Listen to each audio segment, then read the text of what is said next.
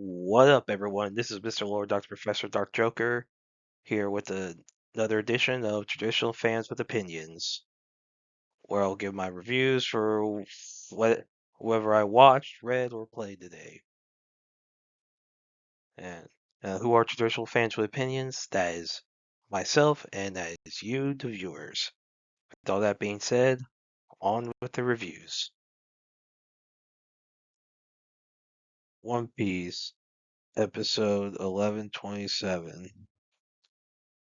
So, in this episode, and mostly focus on the fight between Luffy and Kizaru. We see Luffy in Gear 5, like as like a giant, like basically just messing around with Kizaru. Kizaru just he wants to he well okay wants to do his job is bit of stretch, but basically he wants to kill Vega. Well, he doesn't. He's trying to kill Vegapunk. Luffy's fighting him to stop from happening, and basically Luffy's like it's very slapstick how it does, and Kizaru's kind of very nonchalant how he speaks about it. He's like, "Hey, go easy on me." Like he talks how he normally talks, very nonchalant. Like you could tell by the tone that he doesn't want to be there. And you see a little bit of Zoro versus Lucci.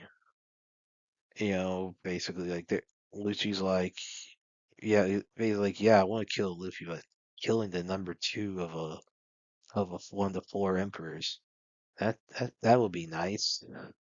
Because I guess everyone sees a lot of the other characters see Zoro as Luffy's number two, even though officially there isn't really one. Like there isn't really a number two. I mean, Zoro kind of is a number two because he always, a lot of times, fights like the whoever's like the second most powerful person within like an enemy like crew. Like that happens a lot. Like with King and Wano, with basically whoever's like a second in command or something, he usually fights most of that person off. And so all that's going on.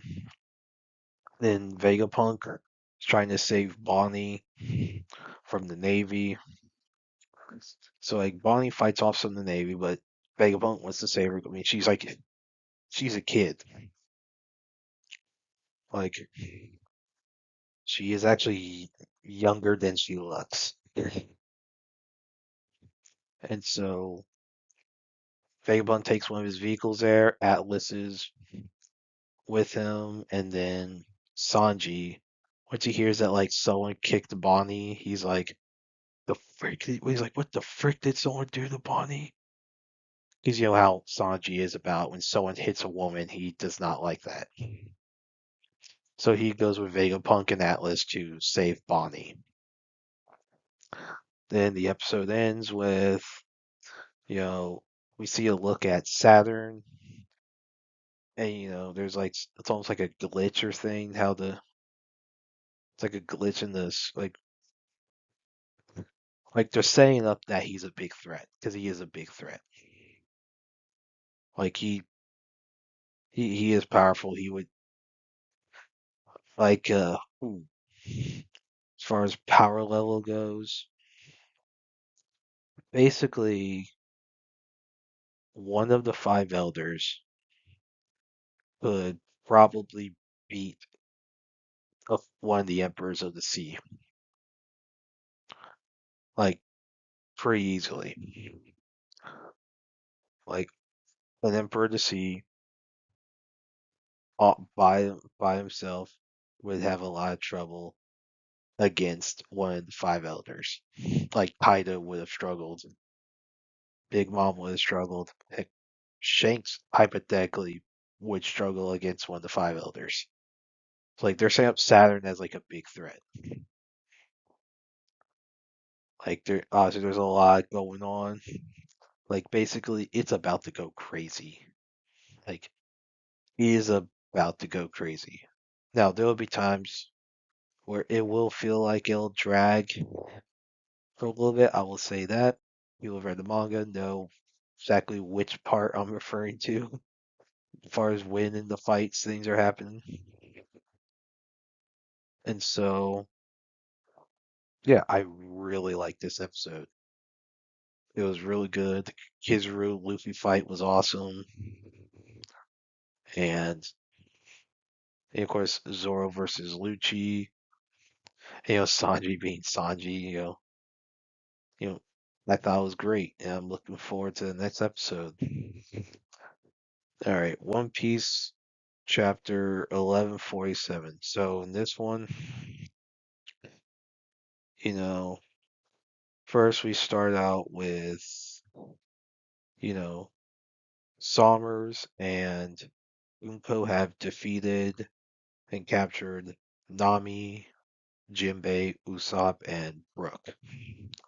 And Unko, who's a fan of Brook's music, tells Brook she wants him to be her slave and write music for her. And everyone's shocked that Celestial Dragon being a fan of Brook's music. Somers is like, don't do that, Gunko. We don't want to fight one of the four emperors right now. And Brooks says is that he's like he's very polite. He's like, look, I'm sorry, but I swore my loyalty to Luffy, and I would rather die than live without honor.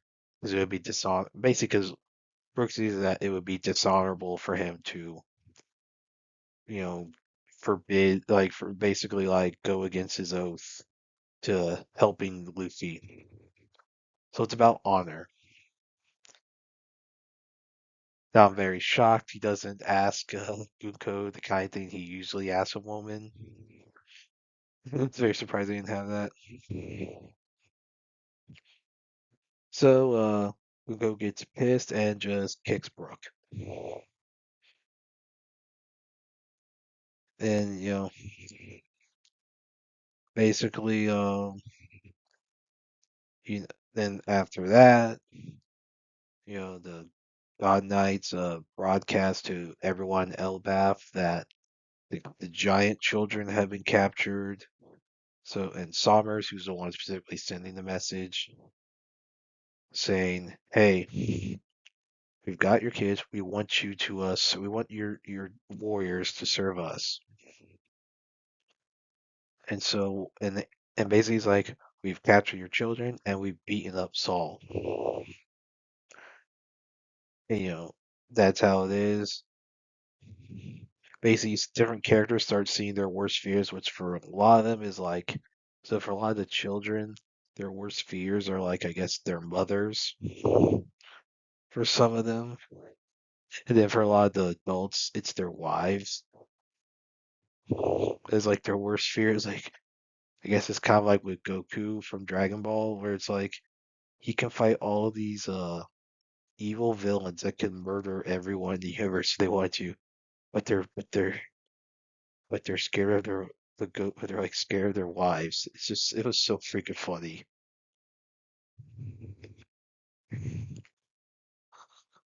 Like it was pretty funny.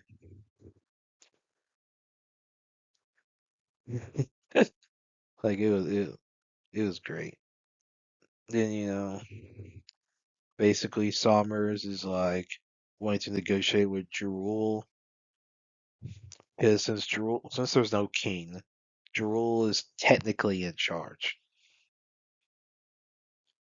So basically, Somers is trying to get a lot of the negotiations going on, and then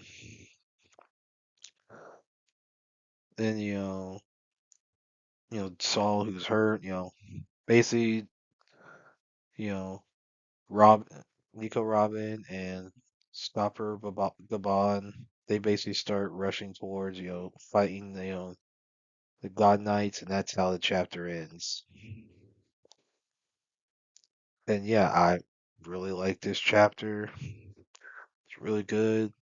It's setting up a potential big fight. Like maybe there was a fight between Rook and Unko. Well, then you have I guess Robin is all probably about to fight Killingham. And it could be. answering because Robin, Scopper, Kabar are doing their stuff, so maybe that's a team up we see. Maybe against Killingham, which would be interesting because Scopper, Gabon being part of Gold Rogers crew, well, Gold D Rogers crew, because it's not Gold Roger, it's Gold D Roger. Yeah, the Gold Roger name's a government psyop. Yeah, like literally it was. Anyway, so that could be answered because Copper Gabon knows about the Void Sentry, knows what happened, probably knows about Emu as well because of that. Like, my guess is everyone that knows about what happened in the Void Century knows about Emu. That would be my guess. And I don't know how much, you know, I don't think he really knows anything. I mean, the Giants, some of them, depending on how old they are, might know some stuff. Let's see. And then, obviously, a lot of the big fights are starting. Luffy wasn't really in this chapter. So like a lot of stuff with Luffy's probably gonna have until later. They're probably going to. Well, my guess is they're gonna put a lot of focus on some of the other Straw Hats. So not as much with Luffy right now. Now later on, yes, of course they're gonna focus like kind of like with Wano when Luffy was like basically recovering. He was like basically they're trying to wait for him to finish eating. Yeah, we all remember that part of Wano. And basically it was focused on everyone else fighting until Luffy was ready to take on the final boss. Now, who's the final boss of this arc? I mean, there's a few it could be. It could be Gunko. That's a possibility. It could be I think most likely it's Shamrock or Garling. I would say Shamrock because of Shanks, and yeah, I mean, basically they're still in a lot of setup because a lot of fights are picking up. It seems like I guess that's how they're going to try to handle the File Saga.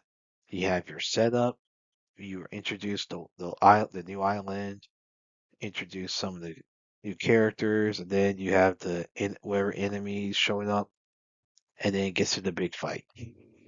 That seems to be how they're handling it. Now, will this end the same way as Egghead, where basically everyone's on the run?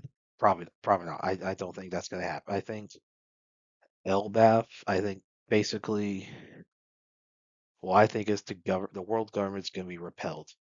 And if the God Knights are repelled, I mean, you have, you basically have the Straw Hats escaping from a fleet that's bigger than a Buster Call at the end of Egghead. Then if I'm right about Elbaf, you have them winning the battle against the God Knights, which basically seem to be probably the most powerful fighters within the world government that the people are aware of. Because I don't know how many people are aware of the capabilities of the five elders, like whether they know how to fight. I mean, some do. I mean, honestly, some in the Navy do, but as far as the public is concerned, who knows? As far as the God Knights, whoever all knows about them, yeah. If a victory against the God Knights happens, that will kickstart things like I will say I predict we will see a bunch of event like with Egghead. We had stuff being shown from other islands. We will see some stuff from other islands probably very soon because stuff is really kicking up. And it seems like that's why the God Knights are in Elbaf. It seems like that more is picking up. I mean, which we knew that. I mean, we knew after Wano, after the Reverie, we knew that things were picking up. Like like basically there is about to be a world war. And I don't know how many islands, how many arcs will be involved with that, how many islands will play a role, but like obviously the Giants are gonna be a big role. And whoever has the Giants on their side, which I think is gonna be Luffy. Like Luffy's gonna have the Giants on his side because of Hydrogen and Dorian Broggie. I think like it's gonna be a it's gonna be an interesting war to watch, and I'm looking look forward to the next chapter. So yeah, it was a great chapter. You know, Brooks, comments to Gunko were great to hear. It's like, all right, honor, let's go. Yeah, talk about honor and stuff. Yeah, it's being a freaking man, keeping his word. That's what that's what men need to do. Men need to keep their word. So I really like this chapter, and I look forward to the next one. News Exorcist, Chapter 96. So in this one, Gakuro and Du confront Reisei. And, basically, Gakuro tells Reisei to not release all the Hio at once, or else there will basically all the Exorcists will straight up attack him, like it will be a war. Basically, it's revealed that Reisei was into New, like from I guess from when he was news medium. So basically, Reisei developed feelings for New, which I, I can understand why. I mean, New's not ugly. I can completely understand. Reisei assumes that Bakuro is into New as well, and then basically like Bakuro's like, wait, what?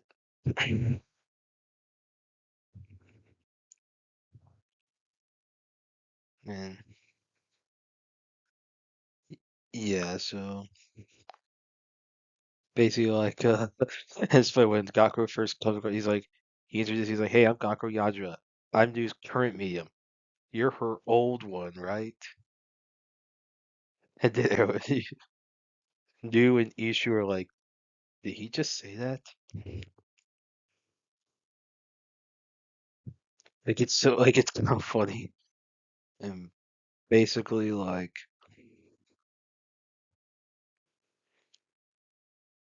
you know, Reisei's a little amused by meeting Gakuro, and then like I guess it's like as far as the you know they kind of like stopped him, it seems like temporarily.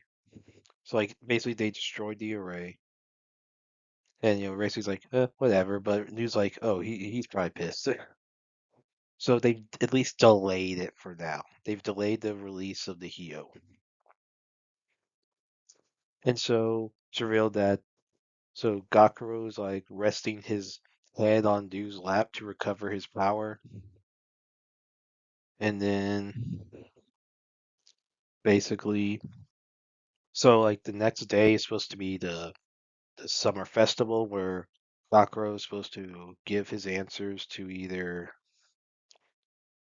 Shiroha or is it Shiroha, maybe someone else, maybe Ishu. And then Kazusa invited him to hang out at the festival, so he's like frick.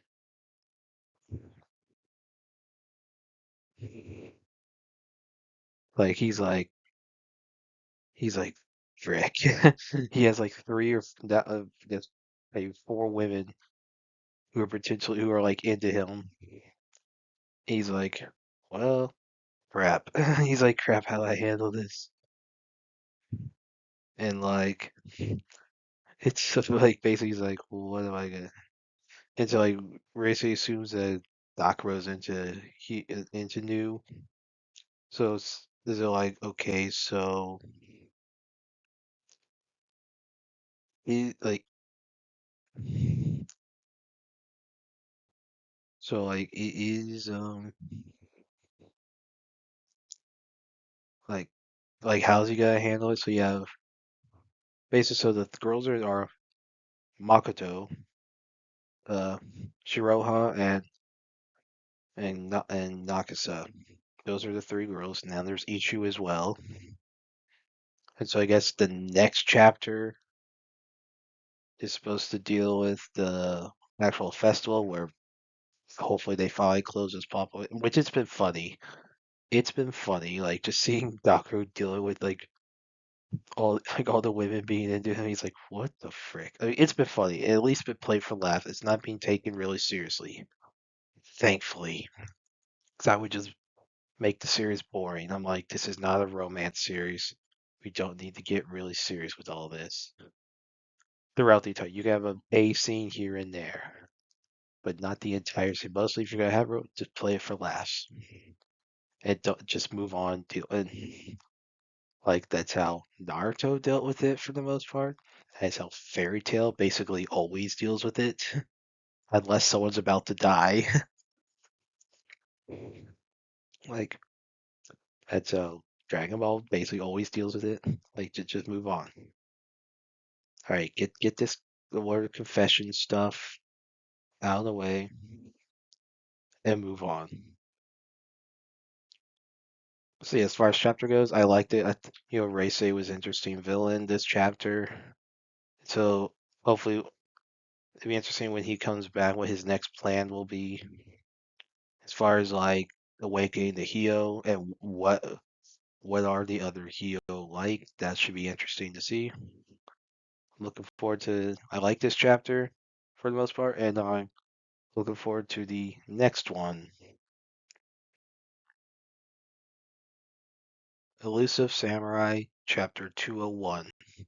So in this one, the Kono's retreat, and basically like that deals a blow to Takaji, and basically there's like a bit where Tokiyuki comes across Mima's father. His real Mima's been sending her letters explaining the whole marriage arrangement, like how the arrangement's done, and basically Mima's father thinks it's all like, because he's like, there's no way a guy who wants to rule has three legal wives. I mean,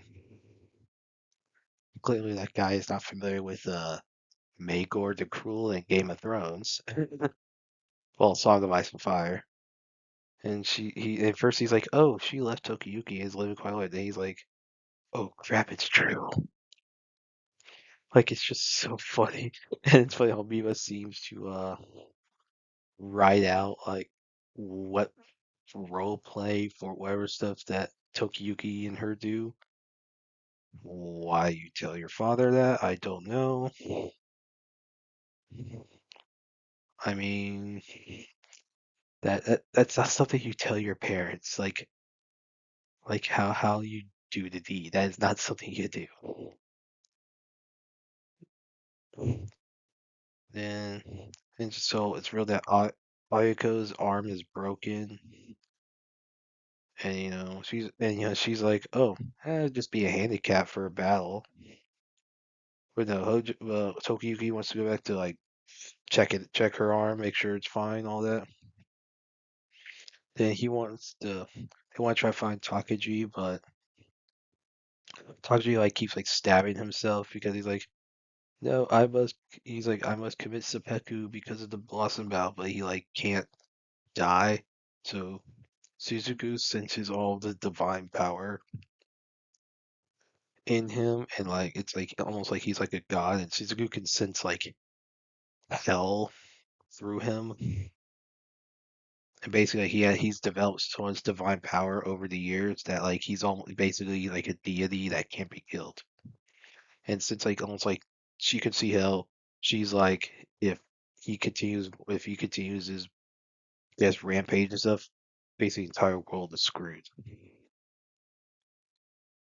And so everyone's celebrating that they have a victory. And Suzuku recommends that they focus on defeating the Konos because they are not prepared to deal with Takaji yet. And then emissary from Takaji named Miyazuru arrives to negotiate with Tadayoshi, and because Takaji is too proud to negotiate himself, Tadayoshi's conditions are that all the Konos must die. But Miyazuru says that he would be unlikely to accept it because if he just abandoned some of his subordinates, everyone else would turn on him. And so basically, what Miyazuru recommends is to like allow Takaji to return to Kyo, unharmed with the Kono brothers, and one of the conditions is to that on the way to Kyo, the Kono brothers must ride a distance of 12 at minimum 12 kilometers away from the Shogun, like behind him. So the way would be at that distance, Tadayoshi can attack the Konos, kill them, but far enough a distance to where Takaji won't interfere and it won't look like as if he abandoned them. And then basically like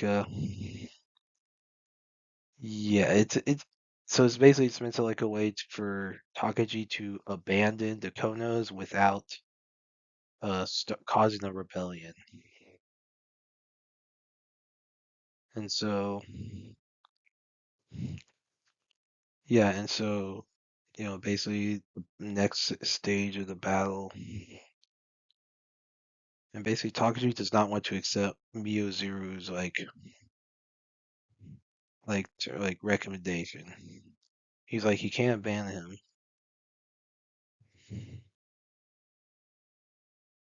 Yeah, and then Takashi's like, well, okay. He's like, basically they both armies are leaving for Kyoto. So basically, it looks like there's about to be a battle on the way to Kyoto, and Mornau is possibly gonna die. There's a lot about the actual history regarding this chapter and all that I don't know that because like I will not claim to be an expert on the actual history associated with this series. I know a lot of these are real people, like so I don't know exactly how everything goes down. So I don't know much about if you know what happens to the Kono family and all that, but it looks like he's about to die pretty freaking soon. And you know, it's gonna be interesting. He's probably not making it soon. Like he will. Like we're gonna. So yeah, more now, more Yasu. They're all this stuff going down. Then, but so looks like there's gonna be a big battle on the way to Kyoto. Then basically like whatever happens to Takaji, however everyone's gonna react to it. But who knows? how the other system boards react. Will they learn about the deception and will they care? See, that's where it could be interesting. Care, like it could be.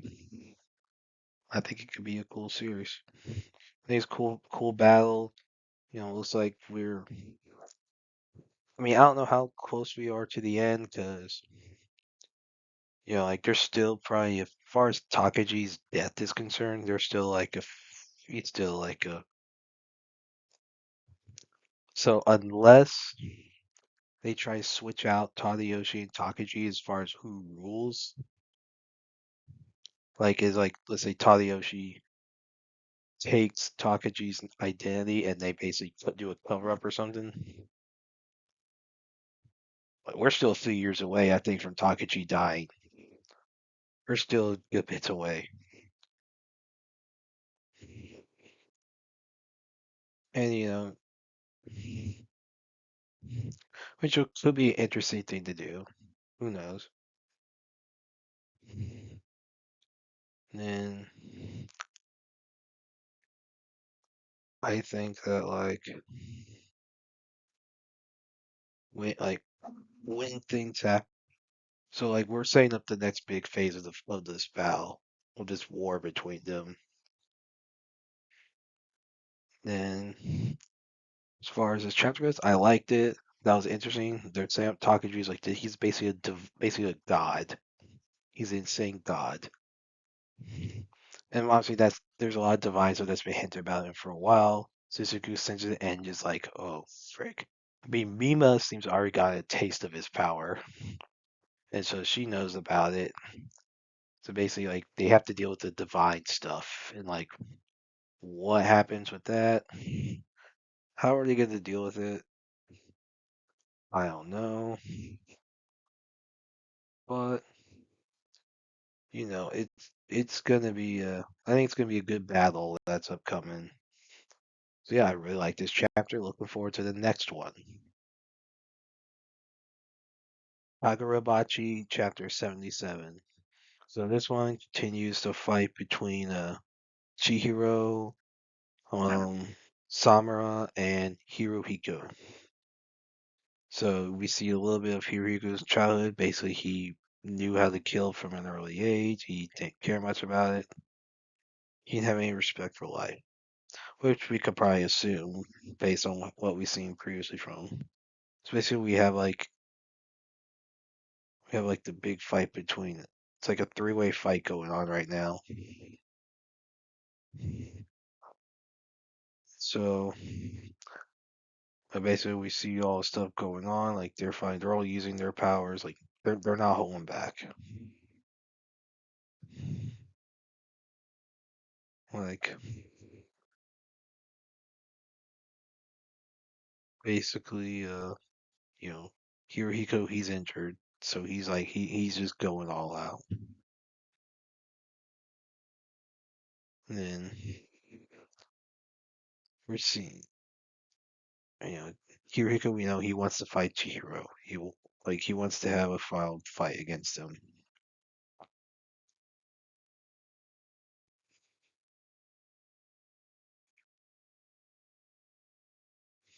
Yeah, and big fights pretty uh, like it's a cool how like it's and basically like Hirohiko's like he's on the wall bleeding after a big attack from Samura. So he's probably very close to being dead. And I'm surprised someone besides Chihiro killed him. Who is putting the final blow or whatever, assuming Hirohiko is about to die. So now it ends with Chihiro about to have like a duel with Samura. And that's what's being set up. So how that happens, who knows? Or will there be a duel? Will Iori like convince like Samura to stand down and help Chihiro? Like who knows? Then what happens? Like I imagine that whatever Samura's goal in dealing with a lot of the sword bearers, especially that really evil one that caused the massacre. Basically, Chihiro's probably gonna fight that guy at some point. Like that's gonna be a fight that's probably gonna happen. He's gonna like do that to probably honor Samura because I don't think Samura's surviving this series. I think he's kicking the bucket possibly pretty soon. Anyway, as far as quality's chapter, I really liked it. Thought it was really good, and I look forward to next week's. Yeah, I mean, it was a pretty good chapter. Like, yeah, like basically it was just battle after. Like it was just finishing off the three-way battle, and now we're seeing Chihiro's big confrontation with Samura, which I'm looking forward to. That should be a fun fight to read. So yeah, look forward to the next chapter. Ultimate Exorcist Kiyoshi, Chapter 42. So this chapter shows the end of the battle between Sosuke Hitsugi and the third demon lord, Kurose Sada. So basically, Sada like keep freezes, does a bunch of freezing attacks on Hitsugi, which causes Hitsugi's left arm to basically become worthless. Like he basically just lost an arm, basically. And so like they're Hitsugi's trying to hold Sada back, trying to do all this, and he puts all his power in his remaining arm, and then like he's able to overpower Sada and basically like cause like basically like Sada like breaks apart into pieces, and then Hitsugi like passes out, and like he had won the fight, so like he's basically burnt out. Now, whether or not he's still alive, I don't know. I would like to think he's still alive. I mean, I don't know if this is gonna be a series that's gonna have a lot of death as far as the good guys go. No, he could be dead. Hitsugi could be dead, but I think it's also possible he's alive. He's just gonna lose an arm. But yeah, I really like this chapter. It seems to be a good closing chapter for like Hitsugi's like plot points, how he's developed as like a friend of Kiyoshi. And so yeah, we're getting close to the final battle. Yeah, just a few more demon lords left.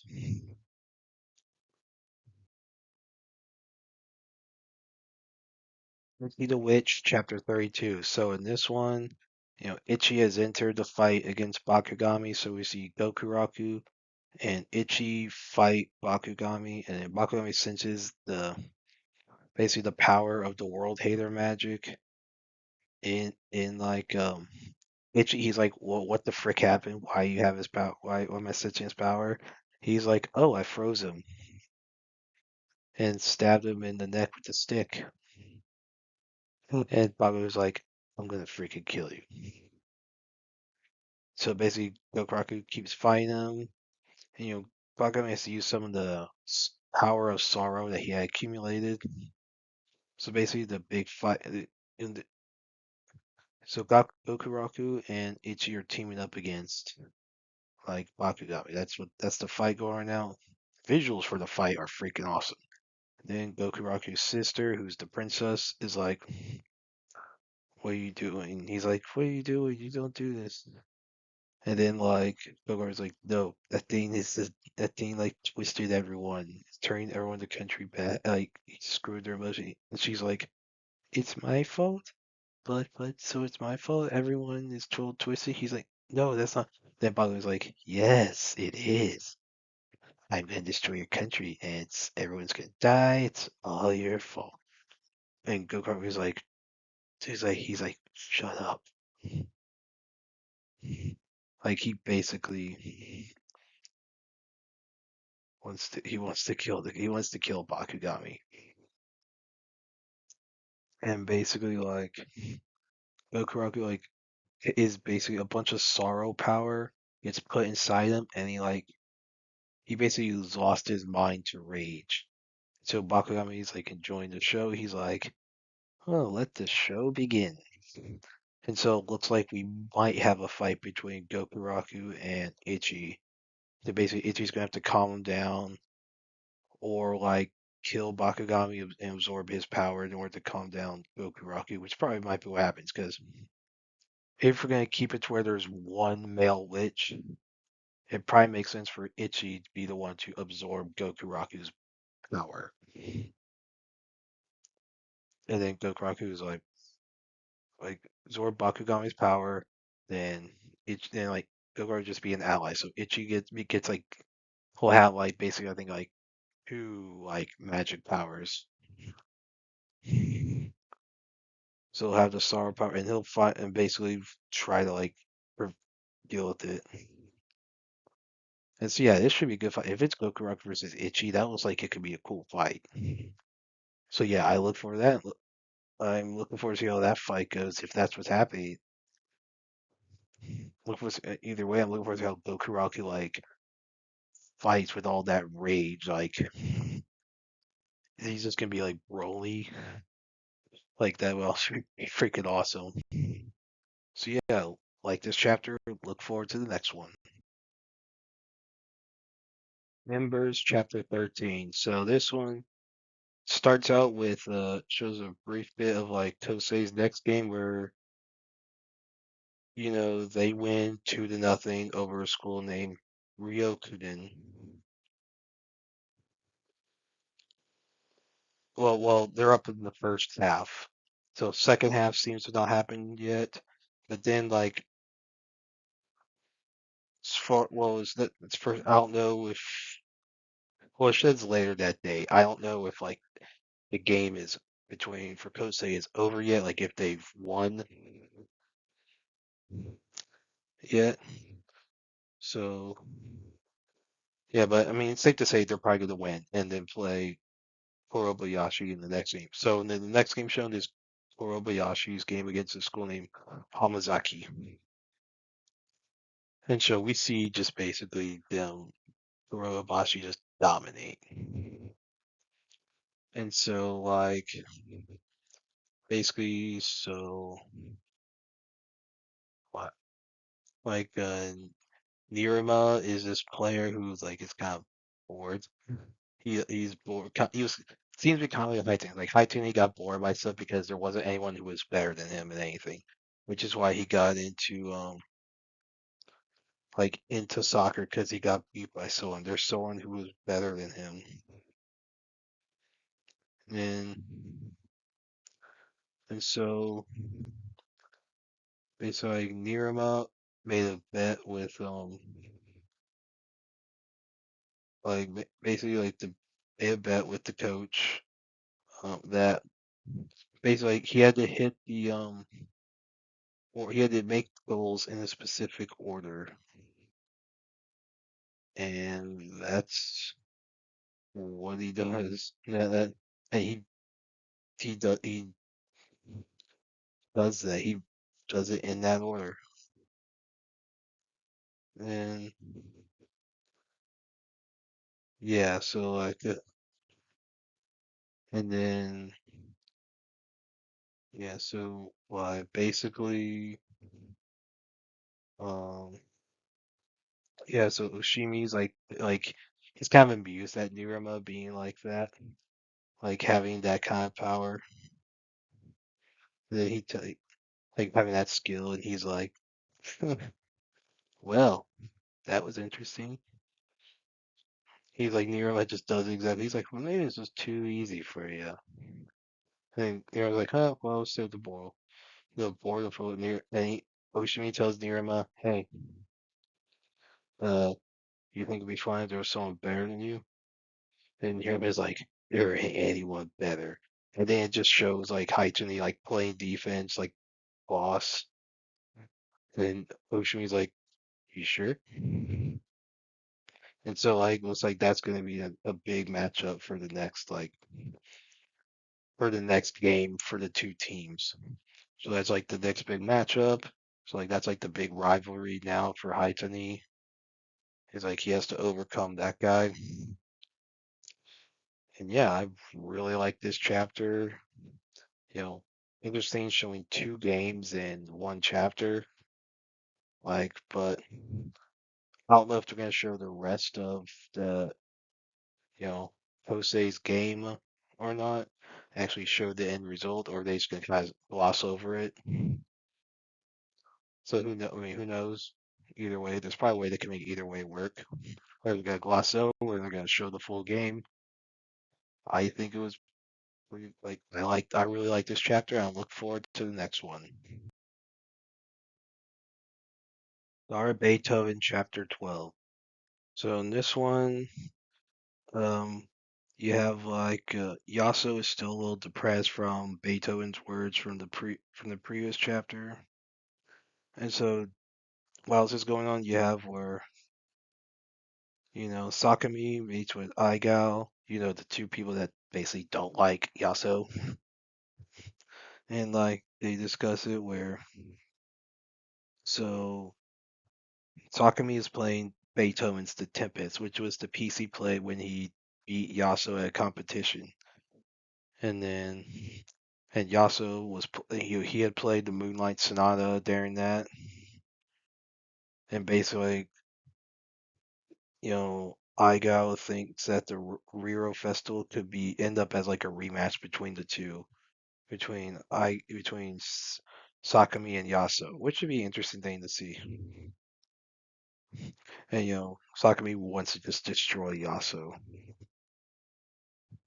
And then basically, so then the two people who are hunting for Beethoven, they come across these thugs and they just easily beat them up. Like, and then like they run off, and then the girl one's like, "Don't chase them, don't chase them. We're good. We got a job to do."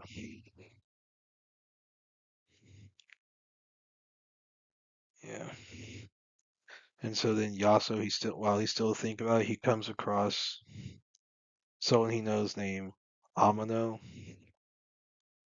and basically like he explains kind of like some situation where like, and basically he just says like the person who taught him once he also to abandon the style he had been playing to like as a respect, and he's kind of sad about it.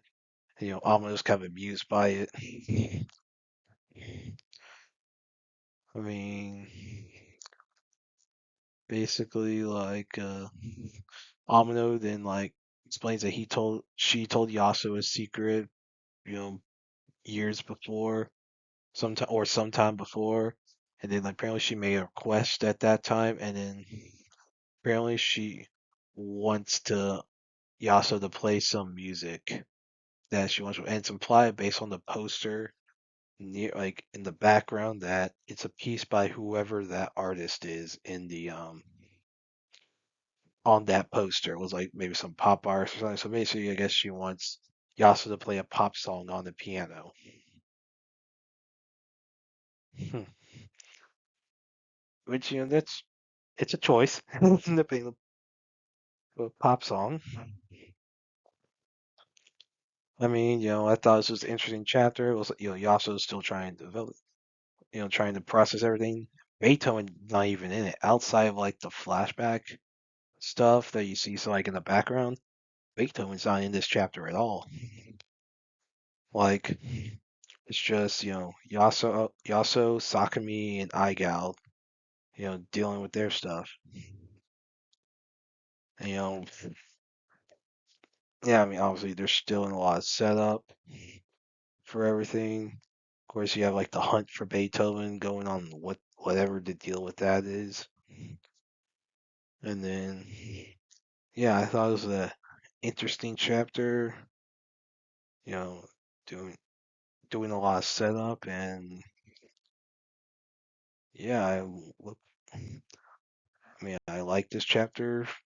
Interested in how the next one continues, like Yasuo's development as a piano player. MobLand episode 5. So in this one, the Harrigans go to the funeral for Tommy Stevenson. Basically as a way to say make up for the death of Tommy. Like basically it's the whole like thing centers whole episode centers around the funeral, and you have like where basically like Eddie and Maeve, they're basically told to behave. Like they basically have to be told to behave and don't get drunk or high, whatever. Don't make any scenes. So they go there, pay their condolences. Eddie, like, he doesn't take his sunglasses off when he gives his condolences to Richie about Tommy's death, and he like kisses Vron on the cheek, who's Vron is Richie's wife. He's like, my condolences. And it's like, what the and they're all like, what? They're all the other heroes are like, what the frick are you doing? Like, what are you doing? He's like, what? And I mean, I agree. I mean, I would agree. I would be like, dude, I'm like, dude, that's the mob boss's wife. You like, don't freaking do that. You don't freaking do that to the mob boss's wife. That's not like that is not what you do. That's like like he it's like there's things you don't do. Kissing the mob boss's wife on the cheek, well, anywhere really, like on a cheek like that. No, you don't do. That's not something you do. And so it's there's definitely tensions at this funeral. So Maeve, who so Eddie, like he basically goes to some room somewhere, tries to smoke some like get high on cocaine, tries to snort it. Like Harry finds him, and he's like, what are you doing? He basically takes the cocaine away. He and like Eddie tries to grab the scissors, potentially stab Harry. Harry's like, are you freaking kidding me? Don't do that. And so, all that. What happens? Basically, Eddie actually bumps someone. Well, Eddie bumps into someone called possibly at the urging of Maeve. And basically, there's a little scene. Everyone's like, "All right, Eddie, go home. Oh, go home." They're like, "Well, we'll get Eddie home." So there's an argument about how Eddie's gonna get home. So for Maeve, so basically, Ron basically calls her a cunt. Like, said, like basically, he's like, "I don't want you here." Richie's the one who wanted. Basically, like, Mom, he's like, I can't believe Conrad screws that. Basically, like, Maeve is a little pissed off. She gets drunk. Kevin and Harry put like some sort of like sleeping drug inside of the champagne so Maeve would fall asleep and not cause problems. As far as Harry goes, he has to, since the entire Harrigan family is basically, they also have to bring their families. So Harry has to bring his wife and daughter. They're not happy about and he's not happy about having to bring his family to a funeral for a rival mobster family. And then basically, Harry's wife, mentions it something about it to her friend. She doesn't say it's the Stevenses. She doesn't say which family, but it's like, yeah, she's like, you have to go to the funeral of this guy named Tommy. Not really close to it, but basically, yeah, she's like, yeah, my husband was associated with the guy, blah blah. And then her friend, who's like an informant for the cops, tells her superior that the Harrigans are going. Basically, she was able to deduce, based on the conversation, that the Harrigans were attending the Stevens funeral. And her superior's like, wait, what? Like, cause like that's like a shocker. Like the Harrigans going to the Stevenson to a funeral held by a Stevenson. I mean, that is big news. And Harry, when everyone's trying to determine where they should go, Harry's like, look, we need to go because without this, it's gonna be very public. The Stevensons Richie can't afford to like do anything drastic in that public of saying without causing a war and without getting a bunch of legal problems. And he's like, but if we, and it's like, it'd be humiliating for us to go, but if we don't, we get like Richie will declare war. And that's essentially what it's like. It's you have to choose between humiliation or a game war. And basically, they just choose humiliation because it's better for business. And Richie tells Conrad, "Look, I don't want a war. It's better for business, and I know that." And he basically say, "He's like, I was not fooled by any of y'all's tactics. I know Eddie killed Tommy." And basically tells him, I respect." He tells Conrad, "I respect y'all for showing up for if you when I invite you. I respect that." Now, and he's like, "Now, as far as Eddie goes, he will go home. He will live for today." And he says, "But if I see him out on the street, out in a pub or whatever, he's free game." And he's like, "Do we have a deal?" Now, we don't hear Conrad answer. And so later in the episode, you'll basically Maeve wakes up. She's like, "Who roofied me?" She accuses Conrad doing it. Conrad doesn't want to deal with it. He's more pissed about her knocking the fish to the ground. Trying to understand, like, come on, that's a perfectly good fish. It's a perfectly good fish. So, and then basically Maeve calls like, this one like basically employee for the Harrigans. Can't remember the employee's name, but then you know, late later in the episode, like basically a short while later, we see Vron head out of her Richie's house in order to, I guess, do some shopping or get bread or something. And when she turns the car on, the car blows up. The way this structured, it's implied that Maeve had a bomb planted in the car or something that because so I mean they did smuggle stuff. So like when they were going to the funeral, they were Harry was able to basically blackmail this guard for the Stevensons by showing photos that this guard was screwing Richie's wife, so that Vron was having an affair with one of her husband's employees, who if Richie knew, Richie would kill that guy because that's a line you don't cross. So now Vron's dead, and so Richie's gonna be really pissed probably next week. Like we probably are about to get a war. Like Maeve, like why she seems to want a war, I don't know.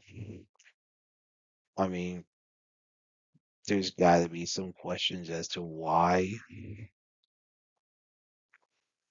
Like, because I mean, it is bad for business. A game war is bad for business. It invites a lot of legal problems because there's a lot of murder going on.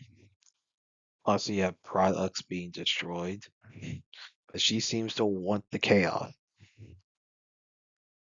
And so another thing that happens, so you have like the black sheep of the family.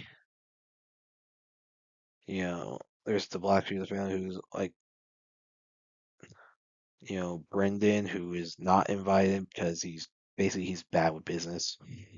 He doesn't, and basically he's not let's call it Pond. So he tries to get Serafina, who's like who's like an illegitimate child of of Conrad. Conrad, cares for Serafina. Maeve does not because Serafina's not her daughter. Serafina was conceived out of an affair, and then we see like a lot, and basically like Brendan wants to make a deal, wants to work with Serafina on getting these like jewels, but Serafina wants no part of it because there seems to be some issues that can come with how to when it comes to acquiring those jewels, and then yeah, yeah. So who knows like what's going like what all going on with that and where more from that's going to play a role. But I would say this was a pretty good episode. I mean, like next week we might be able to get to actual war, actual gang war, which it's a mobster show. There's always a gang war in mobster shows, in mobster shows, and a lot of mobster movies. There's always a gang war. Like that's always something that's gonna happen. It's a TV show that's gonna happen. Then yeah, then basically like I don't know what Maeve's motives are, where she wants to get rid of Conrad and Richie and just take over both empires. Who knows? Like it's like she's freaking evil. She wants to do something. Or like if she thinks Conrad's got soft and she thinks a gang war will bring back like make Richie like make Conrad like a more hardened like criminal, more like how she wants him to act,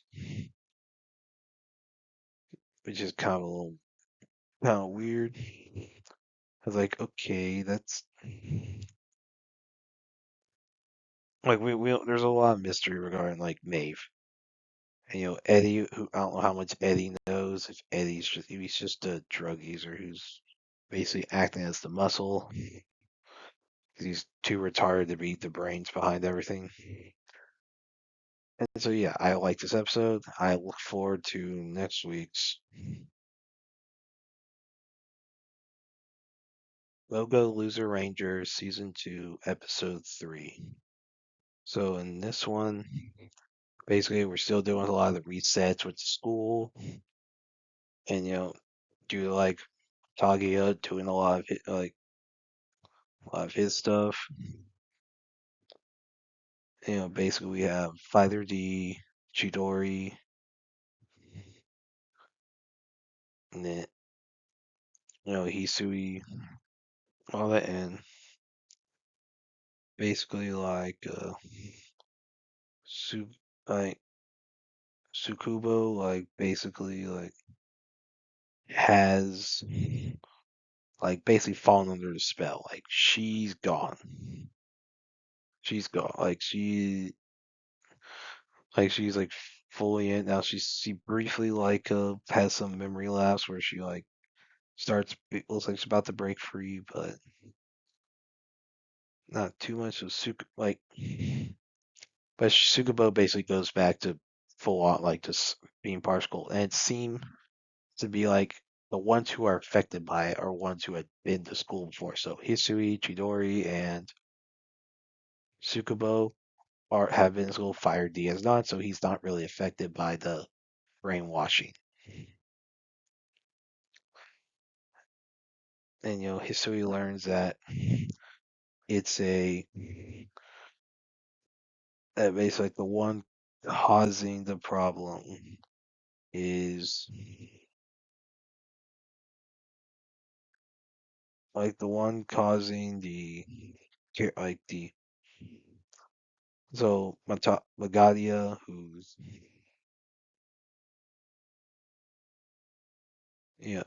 like the boss monster like doing it. He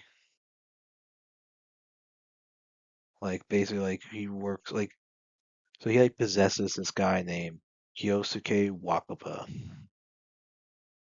who was like a former Green Squadron, and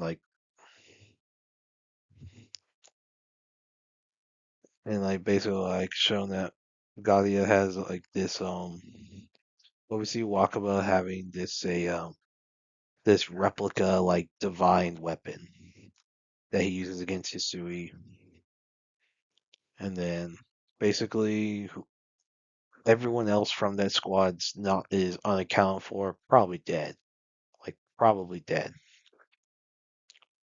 And so Fighter D like learns that the basically that like this former military veteran who's like one of the teachers is a former military veteran that like basically like was so like has PTSD. So that guy being Gato, like Mine Gato, or Mine Gato, basically. He like doesn't want to see fighting anymore. So he won't, and he's the only one not brainwashed amongst the ones playing along with the school. He's the only one not affect. He's not being affected because he's very willingly involved with it. Okay, the only one not known to be involved with it. So basically, he fights Fire D and learns that He learns about Sakurama really being Fire D. And he learns, oh, so the fact that you're a monster is why you're not affected by it, because you have no memories of school. And so he very easily beats like Fire D, and Fire D like wakes up, I guess, outside the illusion.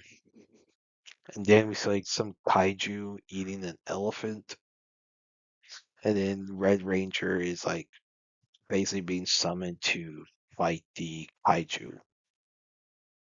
Yeah, it's really. I thought this was a cool episode. All stuff with Wakaba, Magadia. Gato was interesting. Fighter D trying to figure out everything. Hisui was good. The kaiju, I don't know how much that's supposed to set up for the rest of the arc,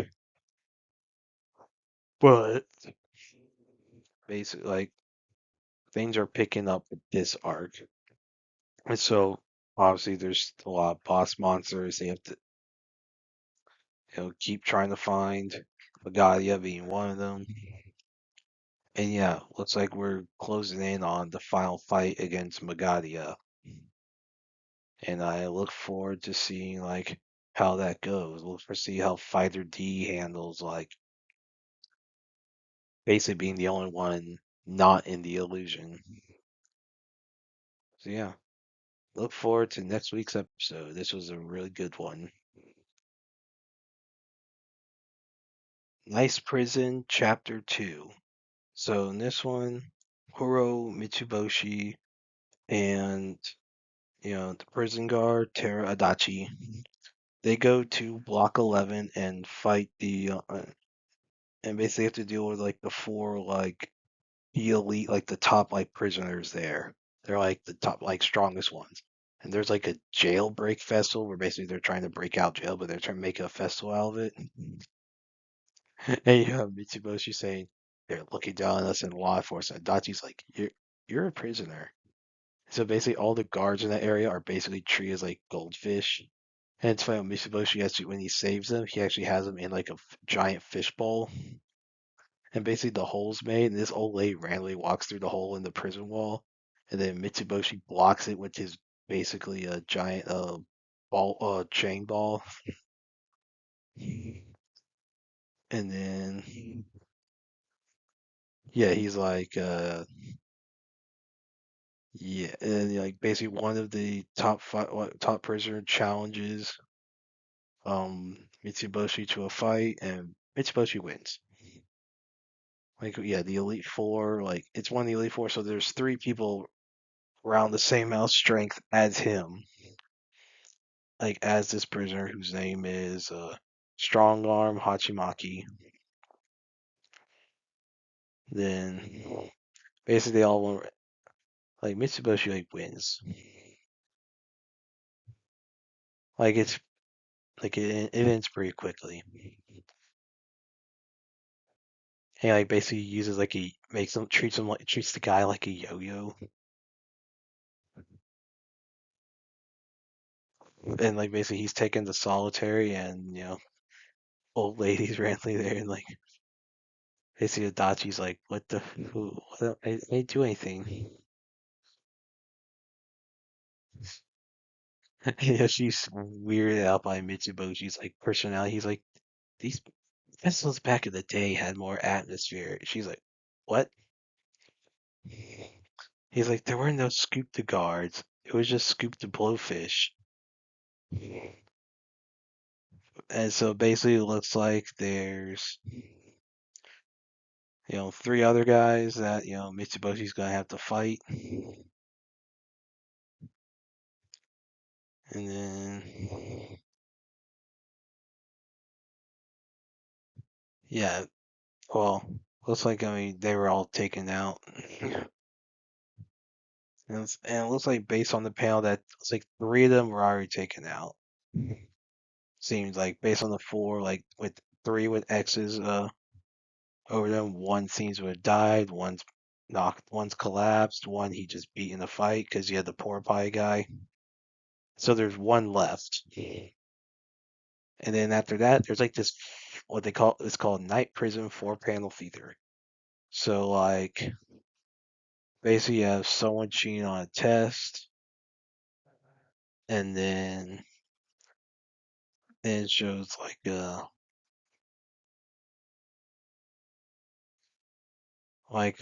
some like basically this some old guy drops a rice ball into this hole and he hears like I guess someone like eating it. I'm guessing it's like person and he's like, you're noisy. So he pours like a bunch of dirt or concrete, whatever, into the hole and plugs it. Like petty. So yeah, I thought this was an interesting chapter. The Elite Four, getting rid of three of them right off the bat. I was like, what the frick? That was random. But I thought it was funny. I thought this was a good chapter. And yeah, interesting how the next one goes with the last member, the like Elite Four.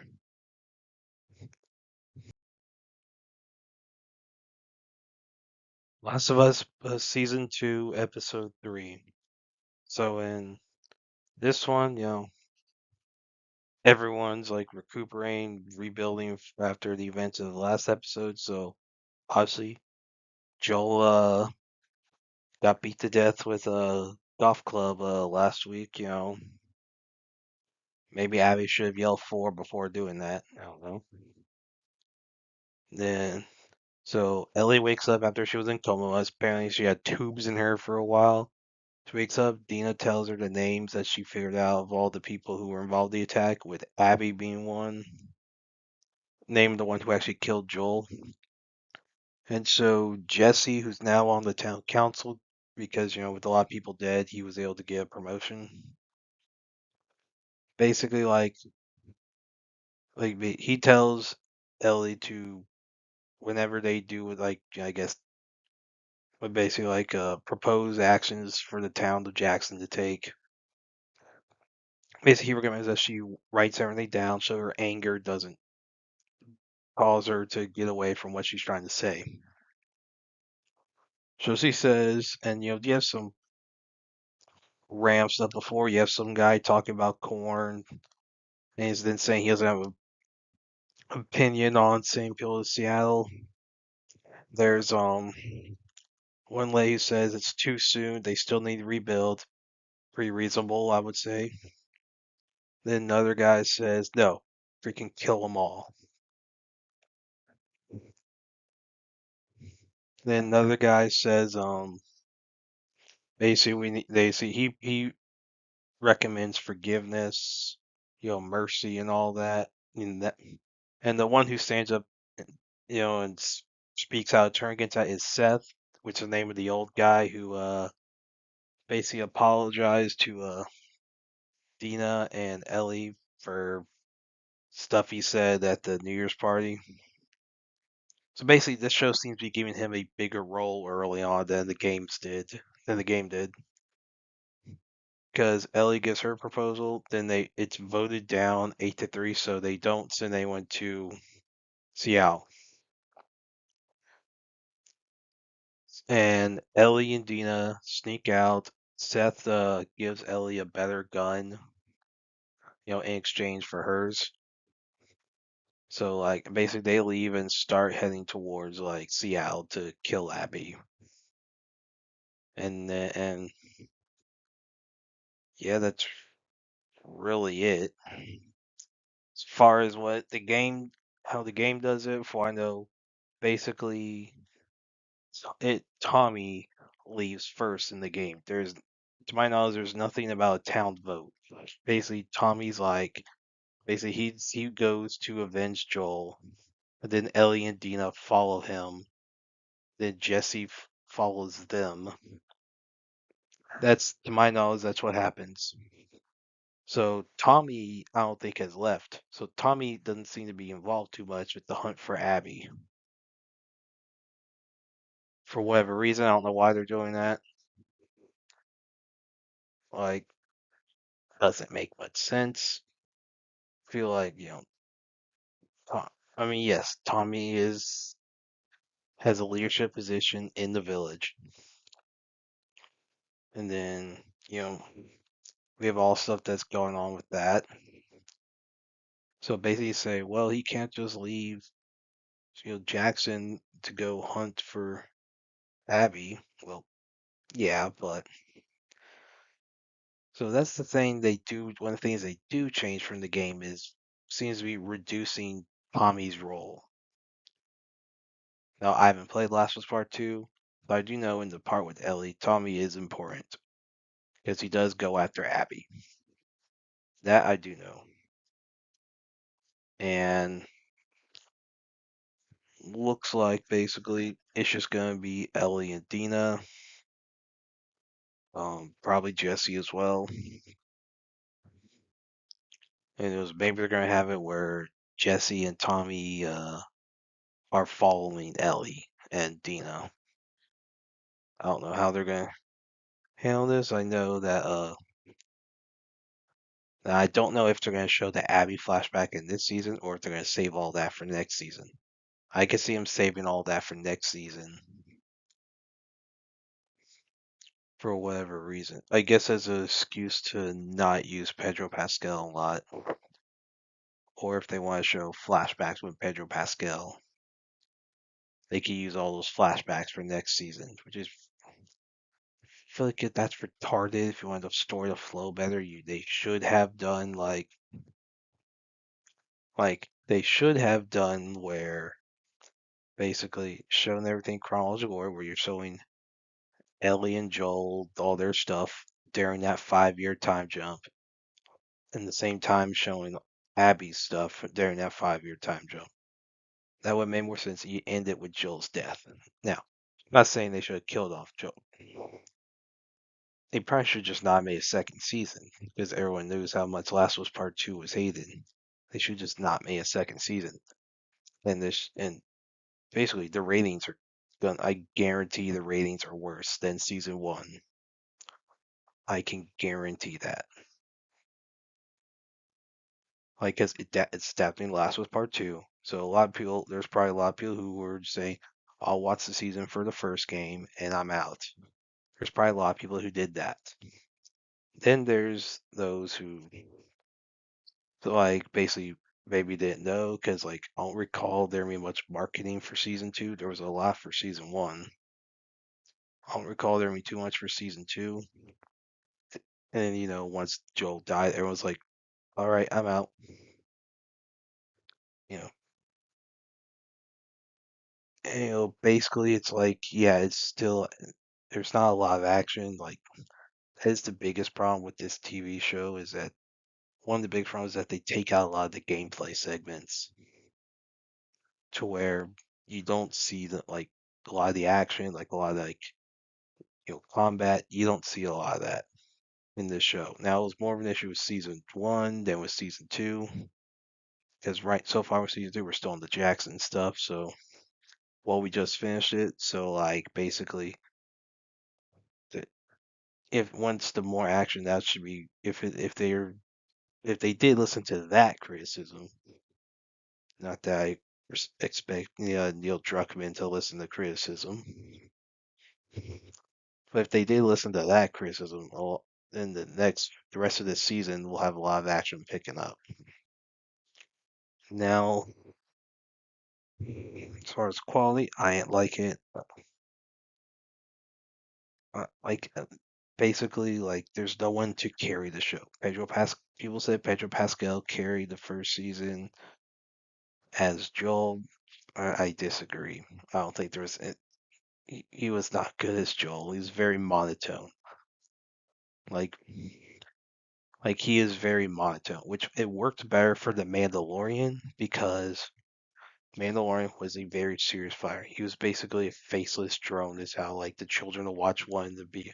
Now they turned Mandalorian into a complete retard, but basically the whole monotone thing worked with like the whole how the Din Djarin's character was. It doesn't work with it with this. It doesn't work with Joel, where you had with Troy Baker's voice in the game, you had like basically like you heard that yours emotion and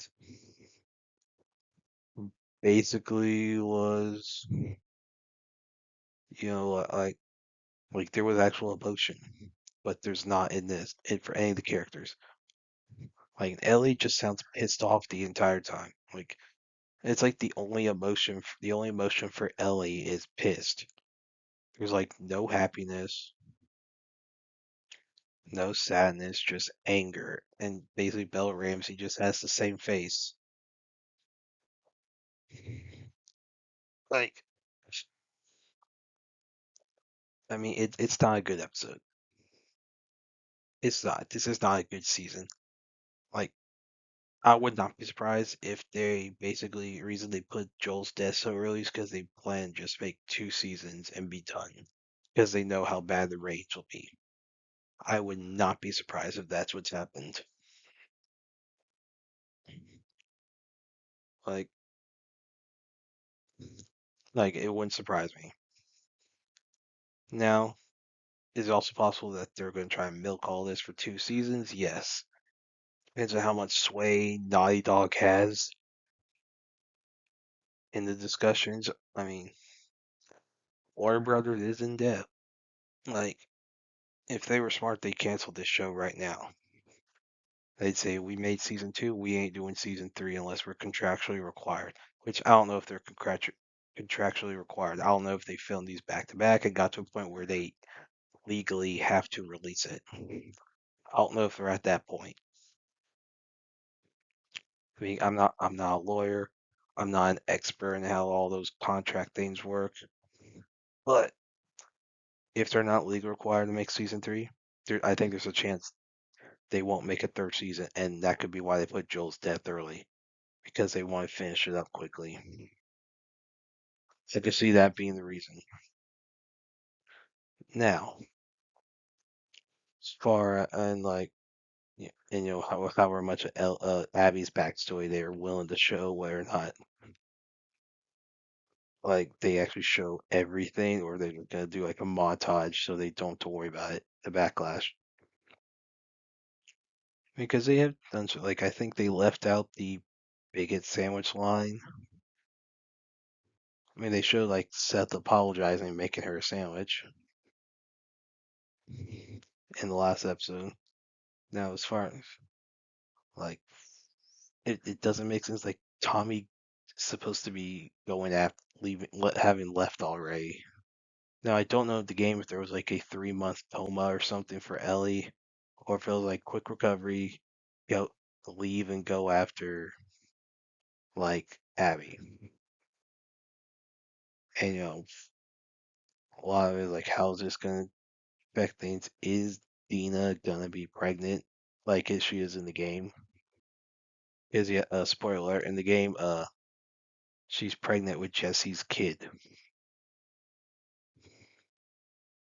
I don't know if they're gonna keep that. I don't know if they're gonna keep that in the game. They might. They probably will because Hollywood seems to like showing pregnant women doing like basically a lot of like physical activity that pregnant women should not be doing, like health wise, should not be doing.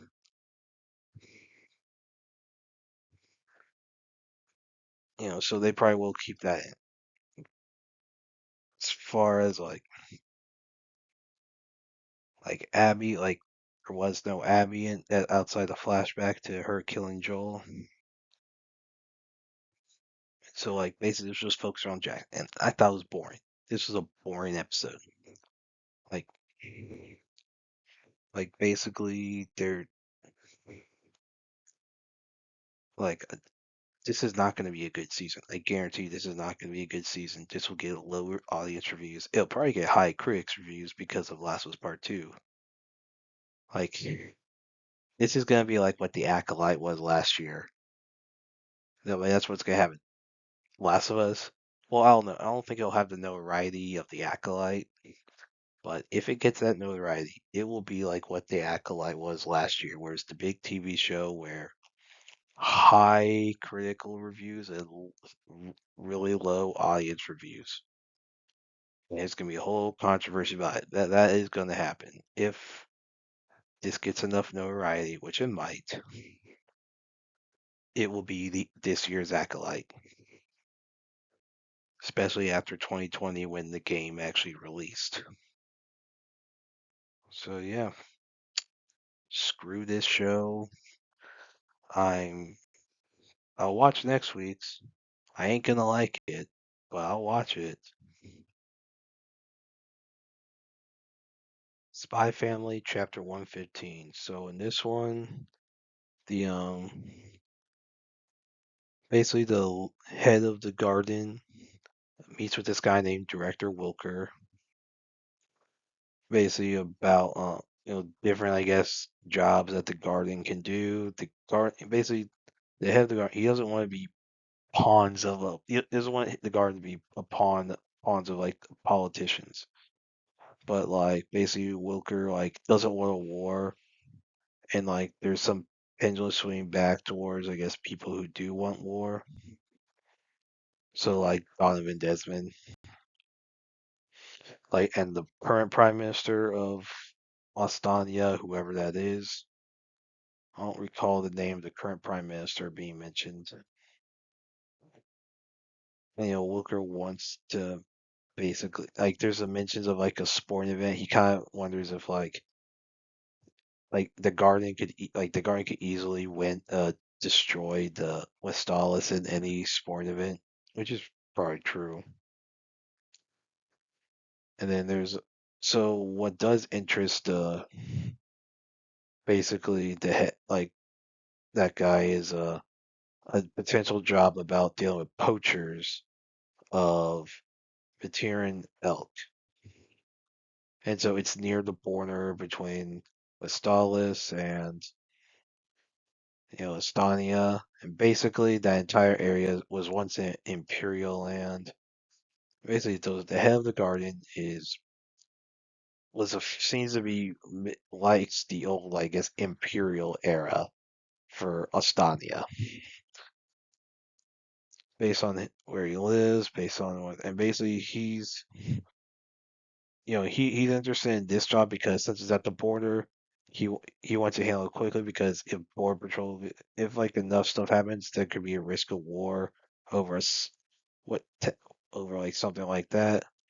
And basically, like the guy basically tells Wilker that uh that basically that the garden serves Estonia. They don't serve any politician, and he just gives him a look of death. And so then like your her immediate boss, and then these other assassins named Hemlock and Gimpy, who are also part of the guard, they show up.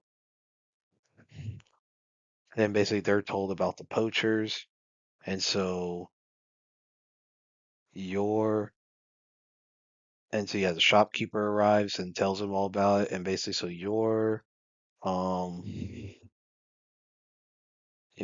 Hemlock and Matthew, who's yours boss, they're sent to go after the poachers and protect the elk. And yeah, it's funny because yeah, this is a good show. You have like dynamic between Hemlock and Yor, because Yor is like she definitely shows more emotion, and I guess she's like a ladybug on her. Hemlock tries to like kill the bug, and you you Yuri's like Yor's like, wait, you could have killed the bug. And I was like, I don't care. And then at the end, you have Yor Yor being like, oh no, we're going that far south. I really hope we don't get swarmed by bugs. And I was like, he's like, shut up or I'll kill you. And then Gimpy's like, y'all do know you're not supposed to fight each other. And basically, it seems like a one-sided thing where Hemlock doesn't like Yor does yours. she's like she's probably oblivious to the fact that Hemlock seems to not like her. And Gippy thinks they're about to try to kill each other. It's gonna be interesting, how. And so yeah, that was a good chapter. We're getting to another, I guess, action arc because that's kind of like how Spy Family is. You have a school arc, then you have a action arc. It alternates, which makes sense. You got obviously Anya being a student, at Ian's Academy. That's a big plot point. And then, with obviously with Yor being the spy princess, I mean the Thorn princess, and you know, Twilight being well part of the Westalis secret intelligence. Basically, like we're seeing a lot of it. Like, we're getting to the next big action arc. It's nice. We knew a lot of stuff gonna happen. Now, how quick will this poacher thing be? I don't know. It could be a few chapters, like, or because since it's at the border, like, will some stuff regarding Westalis be shown? Because the only times I think Westalis has actually been shown in Spy Family was in like that little flashback thing with Henderson and then you had Becky's like basically like her nanny, that whole flashback where the nanny was like a soldier and got stranded with Westalis but then returned. That's the one time I think we've seen Westalis. Oh, in Twilight's childhood, we see some of Westalis. So there's a it. So we're seeing more of that. Maybe we could see more of Westalis. Like since it's near the border, you could see like glimpses of something, especially if she has to chase the poachers across the border. Which I'm predicting that's probably gonna happen. There's probably gonna be something going down near the border that will lead to like a big fight. Like will lead to some things picking up. Like basically I mean it's a spy story, spy like basically a lot of major spy stories. There was a point where land goes to crap. I mean outside about everything modern day spy story, everything goes to crap at some point. Kind of like with political thrillers and mobster like shows and movies. There's always a point where everything goes to crap. Not it ain't like the original 1960s Mission Impossible show where basically everything goes to plan. Yeah, this ain't gonna go to plan. There's gonna be I think there's gonna be a big fight at the border. That's gonna cause some problems and probably cause some things to come to a head a little bit. See more, and I predict it's gonna I predict it's gonna cause Twilight to learn about your being the Thorn Princess. Now he knows what the garden is. He doesn't know that your we obviously know he doesn't know yours part of it. And has he heard the term Thorn Princess? Maybe. Maybe he's familiar with that name. And if he learns that yours the Thorn Princess, that's gonna cause some problems. And like potentially lead to a confrontation between the two. So yeah. Yeah, I think this is setting up a big like I think the fight near Boar is gonna set up a big like Twilight versus Yor fight. Which hmm, an actual fight between them where it's not like Yor being drunk. Like where it's not like Yor being drunk and attacking Twilight, but an actual fight. Ooh. That would actually be fun to see, but that probably wouldn't happen much till a little later. But I think if this be near the border with Stalis and Estonia, it will set it up. And so yeah, this obviously seems to be just a small poacher fight, but I think it's going to be something bigger. It's going to turn to something bigger, and I'm looking forward to that. Because when you have the shot when the actual garden is shown, you know that like stuff's about to get serious. And shopkeeper is probably already pretty suspicious of uh of Lloyd. He probably is a little suspicious of him after hearing that he's interested in learning more about Donovan Desmond, you know, whether or not what he thinks of Lloyd, who knows whether or not Lloyd is he know like he suspects Lloyd of being a West Dallas spy or be the someone who is on Donovan Desmond's side of things in the Stanya. That could be yeah, I really like this chapter. I thought Yor was funny. So yeah, look forward to the next chapter. And that's it. Did, did y'all like the stuff I reviewed? And if you have your own opinions about all that, you can put all that in the comments. Thank you for watching, and like, subscribe, and all that. And look forward to the next video.